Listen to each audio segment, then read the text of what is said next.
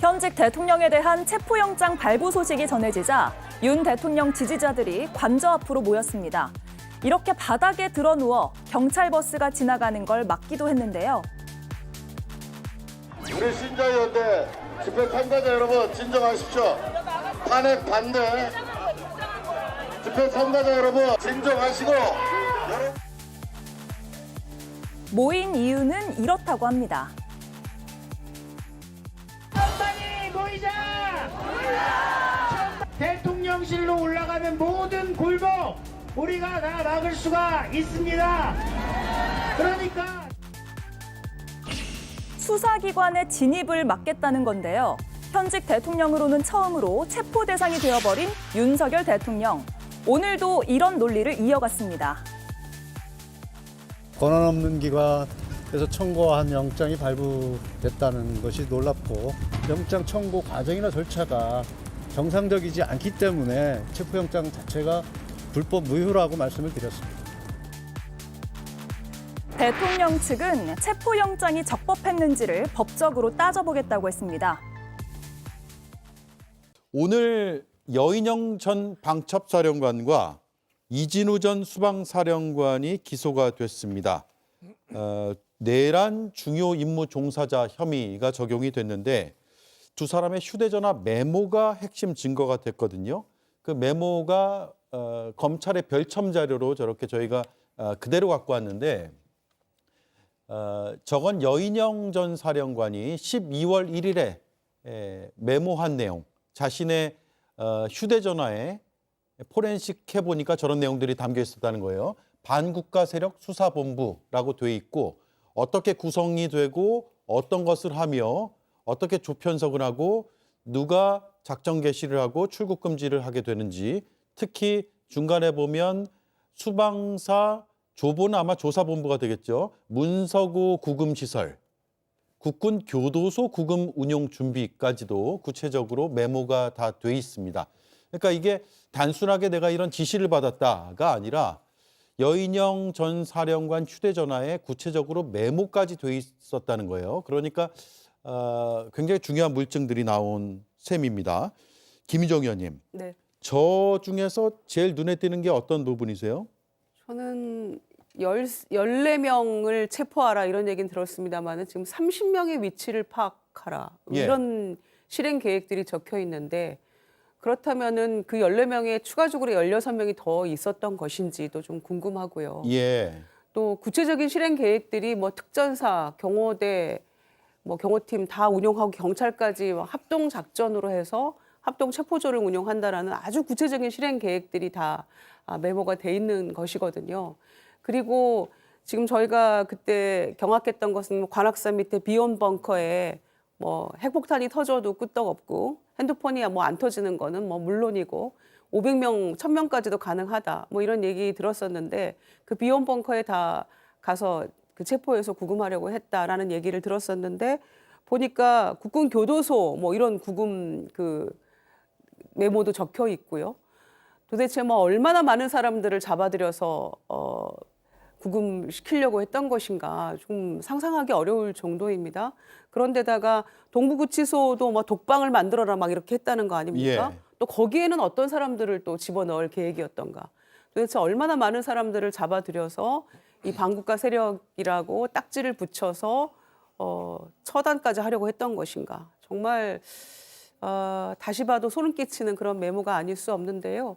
전 날짜가 12월 1일 3시 44분 이렇게 되어 있는데 그때 지난번에도 말씀드린 바 있습니다마는 대통령은 공주에 있는 시장 가서 DJ 하면서 여러분 저 믿으시죠? 막 웃으면서 시장 상인들과 인사 나누고 백종원 1000명 만든다고 한 그때 당시입니다. 예. 그러면서 속으로는 지금 이 방첩사령관은 이런 구체적인 그 계획들을 다 메모해 놓고 있었다는 거 아닙니까? 이진우 그 사령관도 마찬가지고요.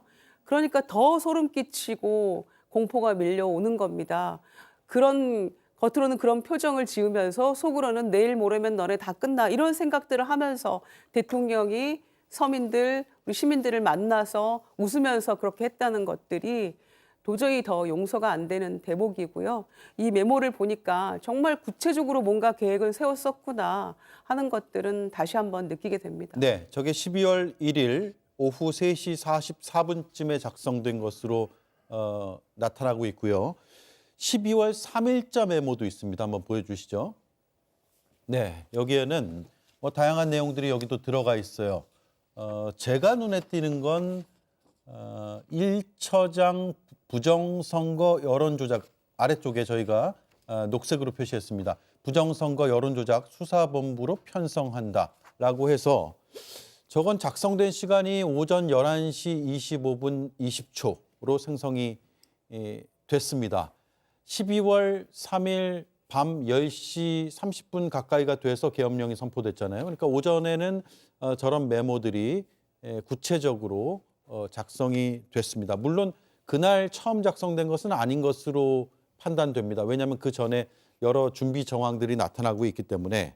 정광재 위원이 보시기에 네. 여인영 전 사령관의 휴대폰 메모에서 눈여겨볼 부분은 어디입니까? 저도 역시 부정선거 여론조사 수사본부 이것을 합수본 1처장이 지휘한 것으로 나왔는데 이 부분 가장 인상 깊게 봤습니다. 왜냐하면 우리가 지금 얘기하고 있는 것처럼 윤석열 대통령이 비상계엄을 선포하는 주요 원인 가운데 하나가 지난 4.10 총선에서 부정선거가 있었다라는 의혹을 규명하기 위해서 네. 그런 부분들을 지금 정상적인 절차, 그러니까 검찰의 수사라든가 법원이 압수수색을 발부해 줄 것인가, 그게 안 되기 때문에 비상계엄 상태에서 계엄사령관이 직접 검증할 수 있는 그 기회를 갖기 위해 했던 것이 아닌가라는 뭐 심증을 더욱 굳게 하는 거죠. 그런데 저는 지금도 이해할 수 없는 것은 여러 부정선거 의혹을 제기하는 분들이 그렇게 많습니다.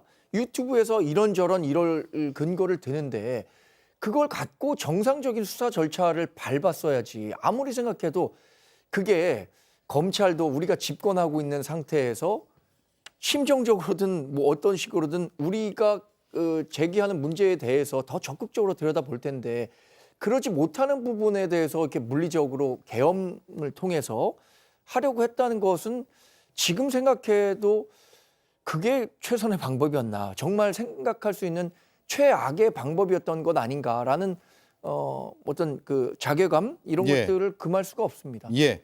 자, 그런가 하면 이진우 전 수방사령관의 메모도 나타나는데 여기선 V가 등장합니다. 아마 VIP, 즉 대통령을 의미하는 것으로 보이고 대국민 연설 뒤에 군에서 어떤 행동 요령들을 할 것인가가 담겨 있는데 전장병이 일단 대통령의 대국민 담화, 그러니까 계엄령 발표를 시청을 하고 흑복 및 안면 마스크를 착용하고 칼라 태극기를 부착하고 쇠 지렛대, 망치, 그리고 톱을 휴대하고 공포탄을 개인 불출한다라는 내용까지 빼곡하게 담겨 있습니다. 이 메모는 휴대전화에 12월 2일자, 그러니까 비상계엄 하루 전이죠. 계엄 대비 계획 관련 메모로 저장이 돼 있는 것으로 검찰은 파악하고 기소했습니다. 자, 두 법률가가 보시기에 눈에 띄는 부분 좀 말씀해 주시죠. 제가 보기엔 지금 흑복과 안면 마스크 착용이 있잖아요. 예. 그러니까 그리고 칼라 태극기를 부착한단 말이죠. 그러니까 부대 마크를 떼고 그 자리에 어느 부대에서 나온 장병인지 확인할 수 없게 다 태극기를 부착하고 더군다나 안면을 가리고 똑같은 까만색 복장을 입는단 말이죠. 그러니까 예. 이게 우리가 뭐 여러 부대도 있고 특수부대도 있고 뭐 각국 그 사단이 있습니다만 각 사단이 다 있습니다만 이게 도대체 구분을 못하도록 동일한 복장과 부대 마크까지 가리고 활동하게 한 거예요. 저건 뭐죠 도대체?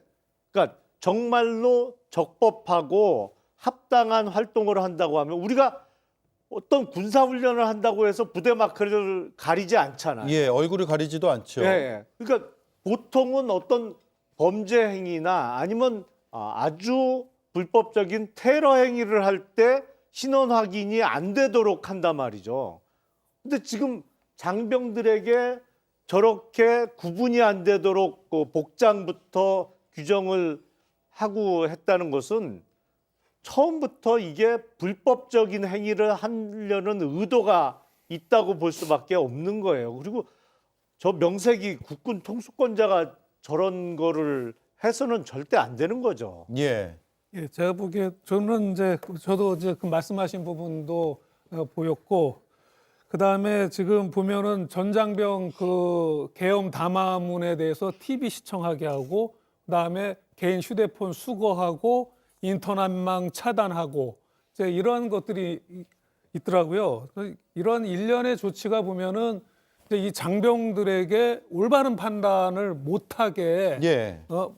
막고 이제 세뇌를 시키려고 하는 의도가 있는 것 같더라고요. 마치 제가 보면은 우리 일본군이 군인들의 어떤 전투를 함양하기 위해서 마약을 공급을 해가지고 어떤 제대로 된 어떤 정신을 차리지 못하게 하도록 네. 한 것처럼 지금 이것도 지금 그렇게 한 것이 아닌가라는 생각이 듭니다.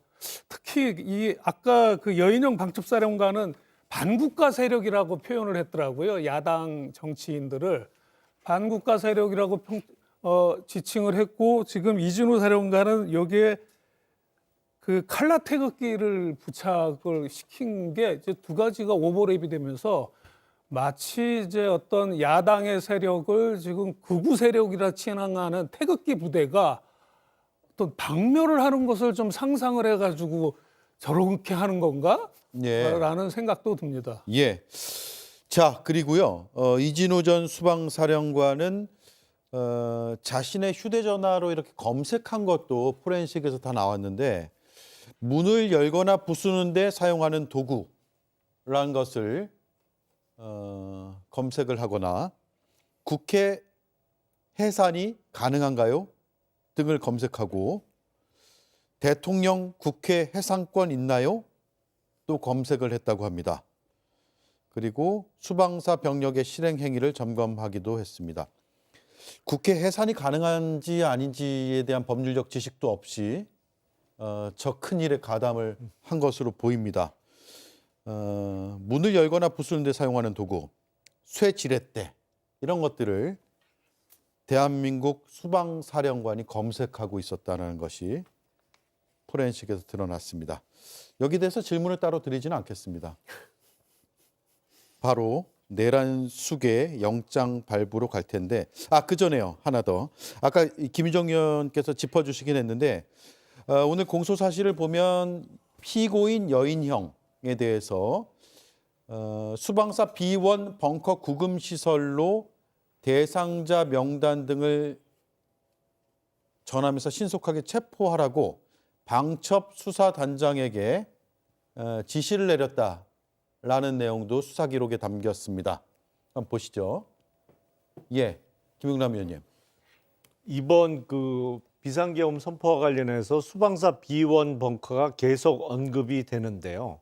저도 합참에 근무할 때 B1 벙커에서 훈련을 한 적이 있습니다. 가보셨어요? 그럼요. 예. 저기 진짜 저기를 가보셨어요? 그럼요. 예. 예.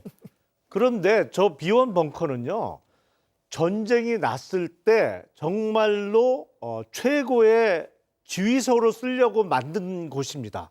그러니까 저 안에 들어가면 규모가 상당한데 구체적으로 말씀드리기는 어렵습니다만, 정말로 전쟁이 발발했을 때 대통령을 비롯한 우리 군 수뇌부가 모여서 예. 이제 군대에서는 CP라고 하죠. 지휘소로 쓰기 위해서 만든 시설이거든요. 그러니까 바위산 밑에 정말 깊숙이 자리 잡고 있고 핵폭탄이 터져도 작동할 수 있도록 시설을 갖춰놓은 곳인데, 전쟁 대비 최고 시설을 저렇게 불법적인 체포에 이은 일종의 테러 내지는 고문 시설로 이용하려고 했다는 게 끔찍하기도 하고 한심한 거예요. 예. 정말 항상 입에 언급했던 반국가 세력이 도대체 누굽니까? 이게 전쟁 대비 시설을 저렇게 자기네들의 불법 행위를 위해서 이용하려고 했다는, 아니 저들이 바로 정말로 반국가 세력 아닌가 합니다. 예, 저 비원 벙커를 시청자들께서 상당히 그 미디어를 통해서 많이 접하긴 했는데 구체적으로 어떤 곳인지를 잘 모르거든요. 지하로 한참 들어가나요? 아, 그럼요. 예, 예. 예. 그리고 그 문이 뭐 이것도 일종의 보완을 좀 요구하겠습니다만 그 정말 어마어마합니다. 어디서도 볼 수 없는, 그러니까 밖에서 핵폭탄이 터져도 괜찮을 정도로 어마어마한 두께와 시설을 갖춘 문부터 시작해 갖고 최고의 시설 중에 하나죠. 물론 지금 수방사 비완 벙커보다 더 좋은 벙커가 저 약간 후방 쪽에 있기는 합니다만 네. 최근에 그 시설이 생기기 전까지는 최고의 시설이죠. 예. 저런 벙커에 이제 넣으려고 계획을 했다는 것 자체가 불법적인 체포를 자신들이 하고 있다는 것을 스스로도 알고 있었던 것 같습니다. 정상적인, 그러니까 계엄하의 정상적인 체포 구금이라면 당연히 군 교도소나 혹은 모자라면 민간 이제 구금 시설에 유치를 해야 되는 것이거든요.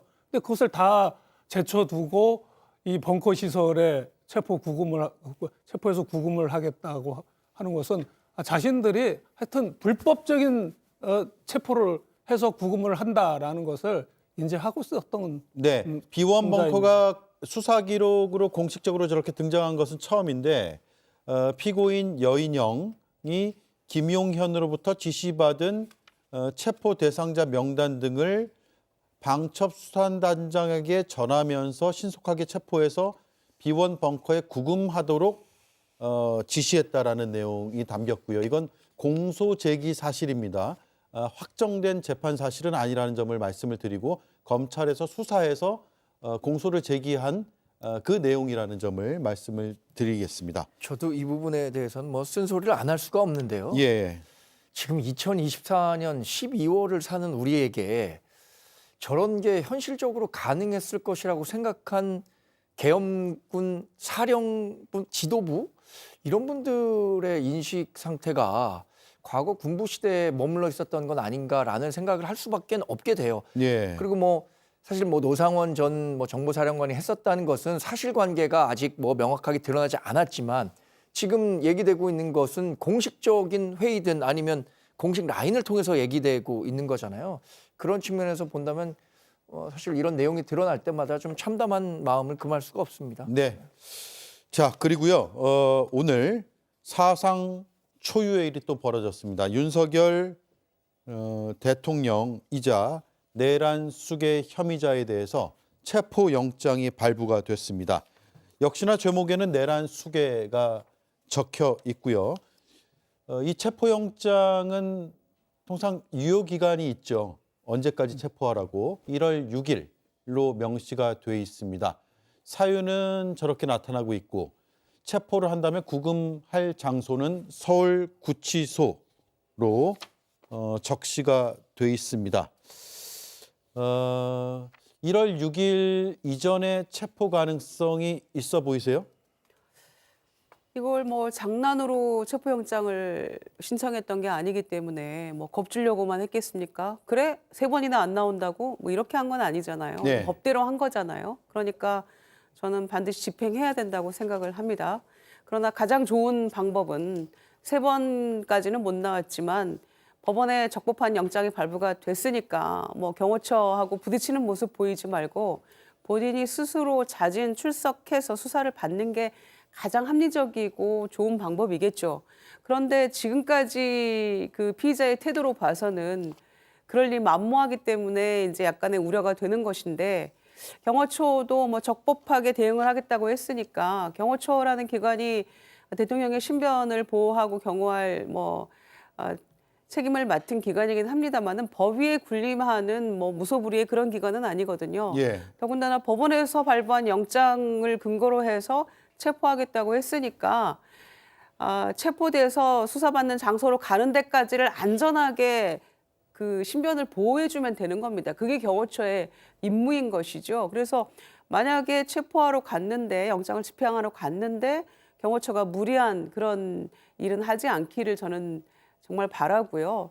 가장 좋은 방법은 스스로 나오는 길이고 그러나 현재로서는 기대 난망이니까 저는 경호처나 또는 뭐 공수처하고 잘 협의를 해서 좀 더 이상의 국격이 추락하는 모습은 좀 막았으면 좋겠는데 네. 그거는 국민의힘 일부에서도 좀 염려하고 있는 바 아니겠습니까? 그러니까 제발 좀 이 순간만이라도 국민과 국익을 생각한다면 대통령으로서 마지막 어떤 소임이다. 저는 본인 발로 걸어가서 수사 받아라. 이렇게 말씀드리고 싶고요.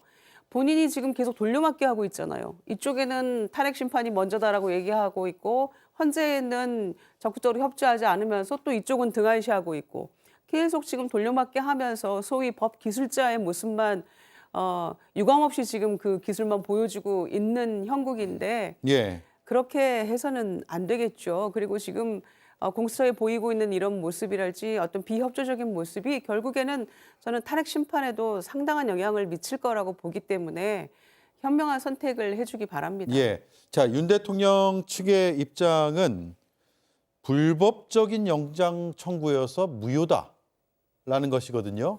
윤곽근 변호사의 오늘 발언을 들어보겠습니다.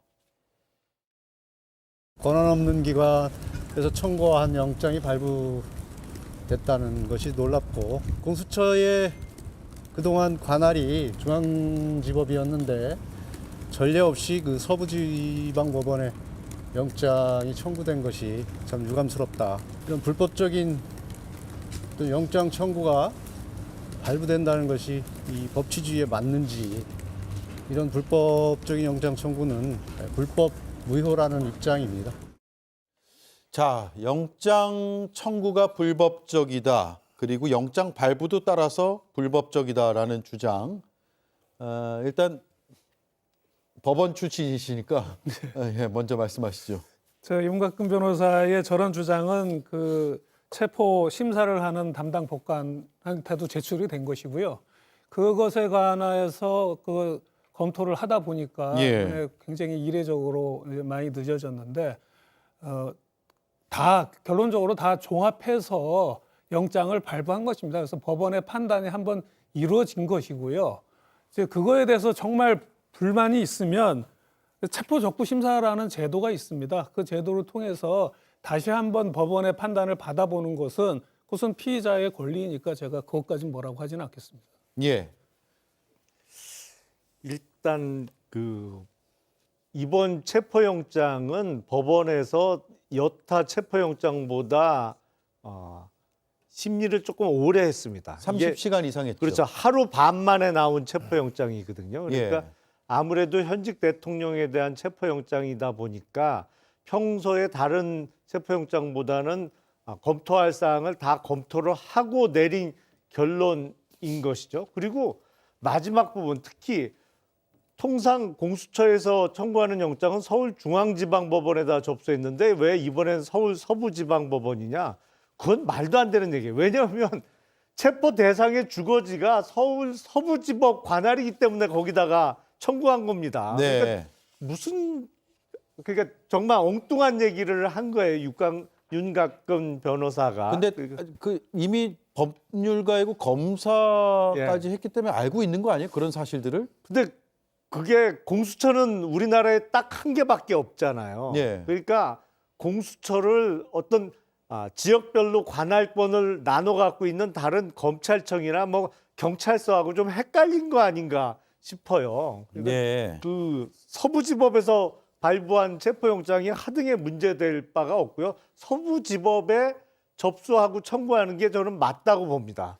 피체포자의 주거지 관할이 서부지법이기 때문에. 예. 그리고 그래서 일단 뭐 방어권을 행사하려면 한 번 더 할 수 있는 이제 절차는 있다. 다만 전혀 불법적이지 않고 적법한 절차로 발부가 됐다라는 말씀이고. 아니 그리고 저게 예. 체포영장의 집행을 거부할 사유는 전혀 될 수가 없습니다. 예, 집행을 법원에서 거부할 발부된 사유도 안 거기 된다. 때문에. 예, 예. 예. 자, 그렇군요. 그런데 이제 궁금한 것은 체포영장이 있지만 체포영장이 과연 관저의 문을 다 열어줄 것이냐 이 부분이잖아요. 실제로 아주 실질적인 상황에서 지금 저희가 CCTV로 저 관저의 상황을 조금 전에 봤듯이 저기 고가도로 오른쪽 편에 경찰차가 있는 이곳이 바로 이제 관저이고 저희 취재진도 관저 앞이 워낙 취재하기가 어려운 상황이어서 지금 옆으로 빠져나가 있는 상황이거든요. 지지자가 많이 모여 있고 좀 험한 상황까지 지금 벌어지고 있기 때문에 약간은 지금 뒤쪽에서 취재하고 있는 상황입니다만 어쨌든 뭐 지지자는 그렇다 치더라도 경호처가 막아서면 저걸 뚫고 들어갈 수 있느냐? 뚫고 들어가야겠죠. 당연히 이제 영장 있으면 들어가야겠죠. 그건 그렇죠. 당위성의 문제인 것인데 막아선다면 물리적으로 가능하겠느냐라는 부분이 정말 궁금해요. 사실 저는 그 처음부터 윤석열 대통령이 공수처 수사에 적극적으로 응해야 한다고 얘기를 해왔습니다. 예. 그리고 우리 당이 이 대통령이 수사에 응하지 않고에 대해서 왈가왈부할 것이 아니라 우리 당도 여하튼 우리 삼권 분립이 된 국가에서 아까 뭐 거부권이나 뭐 헌법재판관을 임명하는 과정에서 위헌적인 요소가 있기 때문에 거부한다고 했잖아요. 지금 법원이 체포영장 발부를 해준 거잖아요. 예. 그렇다면 대통령도 사법부의 판단을 존중해서 사실 자진 출석하는 방식으로 수사에 응해야 한다고 생각하는데 지금 현실적으로 체포조가 뭐 경찰이 보낸다고 하더라도 경호처에서 저것을 막아설 경우에 현실적으로 체포 가능하겠느냐 이건 완전히 별개의 문제가 되는 거예요. 과거에도 뭐 제가 자료를 찾아보니까 2000년대 초반에 한화갑 당시 의원 시절에 당사에 있었고 체포영장이 발부됐는데 지지자 200여 명이 당사를 둘러싸니까 들어가지 못해서 네. 체포하지 못했던 전례도 있고 이런 경우들이 있었던 거예요. 아마 대통령께서도 그런 부분을 생각해서 계속 관저에 머물고 계신 것 같은데 저는 지금이라도 우리 국민이 뽑았던 대통령이잖아요. 한때 윤석열 대통령을 자랑스러워하고 정권 재창출을 했던 보수 대통령이라고 했었던 분들의 그 기대를 이렇게 저버리는 일이 있어서는 안 될 거라고 생각합니다. 예. 자, 국민의힘에서 오늘 지도부에서 대통령에 대한 체포영장이 발부된 뒤에 나온 입장을 차례로 들어볼 텐데요. 권영세 비대위원장, 권성동 원내대표의 발언입니다. 현직 대통령이 이 증거 인멸에 염려가 있다거나 무슨 뭐 도주 우려가 있다거나 이런 것도 전혀 없는 상황에서 더군다나 애도 기간에 이렇게 체포 영장을 청구해서 발부되는 것은 대단히 유감스러운 일이라고 생각을 하고 그 영장을 청구하는 절차에 있어서도 야당이 추천한 헌법재판관 후보자들이 있는 서부지법에 영장을 청구하는 부분도 대단히 문제라고 생각을 합니다. 출석 요구를 하는 것이 맞지 체포 영장이라는 비상수단을 통해서 현직 대통령을 구금을 시도하는 것에 대해서는 수사 방법으로서 적절하지 않다 저는 그렇게 생각을 합니다. 증거인멸의 우려가 없기 때문에 이거는 국격에 관한 문제여서 좀 더 수사기관에 신중을 기했으면 좋았을 것이다 이런 생각을 갖고 있습니다. 네, 저는 두 가지 지점이 눈에 띄는데 애도 기간에 체포영장을 발부하는 것은 유감스러운 일이다. 애도 기간과 체포영장은 무슨 관계가 있을까라는 생각이 들고 권성동 원내대표는 국격에 관한 문제다라고 했는데 국격을 훼손한 것은 누구인가라는 생각이 또 들고요. 하실 말씀이 많을 것 같습니다. 먼저 김영남 의원이 손을 들어주셔서 먼저 듣겠습니다. 일단 그 권영세 비대위원장이나 권성동 원내대표가 공통적으로 이야기한 거 증거인멸이나 도주 우려가 없는데 왜 체포영장이냐. 이건 법률적으로 전혀 맞지 않는 얘기입니다. 증거인멸이나 도주 우려를 검토하는 것은 구속영장 발부 단계에서 검토하는 거예요. 예. 체포영장은 출석에 불응했으면 발부하는 겁니다.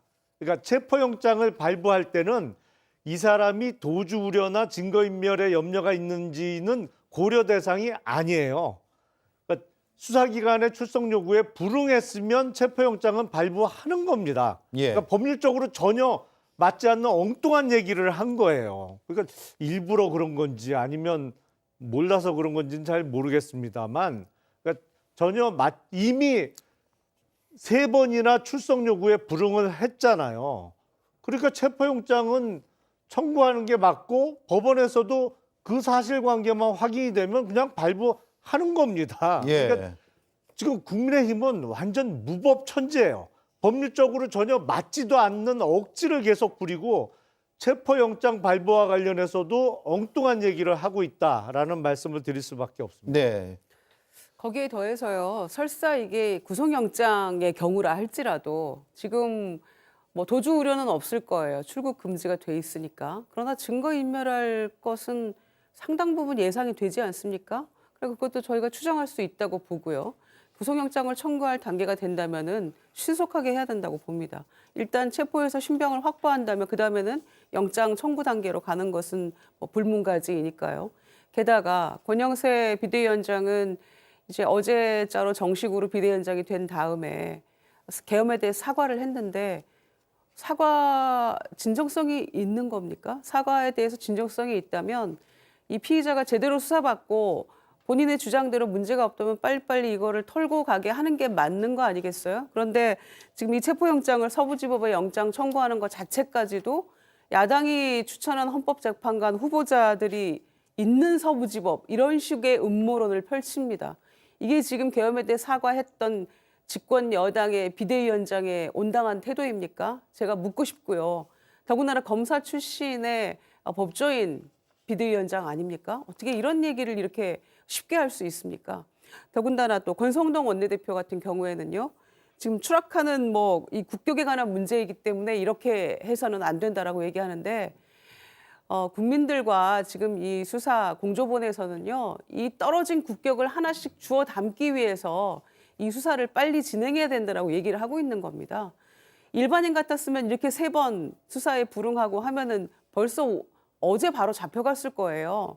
그런데 체포영장까지 청구를 하고 이례적으로 체포영장을 청구했다라고 또 이렇게 언론에 알리고 하는 것은 스스로 나와서 수사 좀 받으십시오라는 얘기 아닙니까? 그것도 상당히 편의를 봐준 저는 태도라고 보거든요. 일반인에 대해서 이렇게 하지 않습니다. 일반 국민 같으면 벌써 잡혀가서 수사 받았겠죠. 그런데 이 내용을 누구보다도 잘 알고 있을 역시 검사 출신의 권성동 원내대표가 무슨 국격을 운운하며 이렇게 얘기하는 거는요. 정말 제가 보기 민망하고 너무 창피합니다. 이런 일은 하지 마세요. 예. 짧게 한 말씀 네. 하시겠어요? 뭐 두 분 말씀하신 게 전적으로 동의하고요. 지금 국민의힘 지도부도 그렇고 지금 권한대행을 필두로 한 정부도 그렇고 정말 그 아무 말 대잔치라고 할까요? 그냥 뭐 아무거나 입에 걸리는 대로 그냥 말씀을 하세요. 그로 인해서 지금 대한민국이 무법천지로 되고 있는 것이 너무 개탄스럽습니다. 이상입니다.